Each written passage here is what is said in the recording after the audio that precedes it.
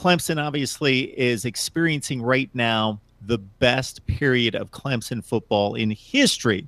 We've got a national championship in 1981, but for this team to have not only won the championship this year, but obviously reached the top 2 spots last year, and even prior to that in the previous couple seasons, firmly cement themselves as a top 10 program even before the championship runs. You would think that the best player in the history of the program would be maybe here in the last just couple seasons, and I'm guessing what you're going to say. You're guessing correctly, but I'm actually going to throw you a curveball. Let's take Deshaun Watson out of the equation. Let's have some fun. I like that. Instead, let's go back to the last national championship team in 1981. I'm going to go with William Refrigerator Perry. He was at Clemson from 1981 to 1984.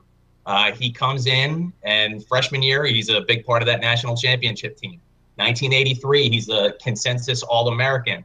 1984, he is the ACC Player of the Year. And the way I like to gauge players specifically at Clemson is their reaction to the alumni base. When you speak to the alumni base who were at the school at that time, and you say, hey, what was your experience like at Clemson? What probably comes out of their mouth was, oh, I was at Clemson during the Refrigerator Perry days. That, when you have that type of impact on a program, it really speaks to how great of a player you were. Unfortunately, a lot of the recent stuff that's come out about Refrigerator Perry is about his finances and the things he's doing for money. And unfortunately, it doesn't speak to just how great of a college football player he was. He was taken in the first round by the Bears, hand selected by Mike Ditka, and he kind of ran into a little bit of a political situation there with defensive coordinator Bobby Ryan. Before he even stepped on the field, he said it was a waste of a first-round draft pick.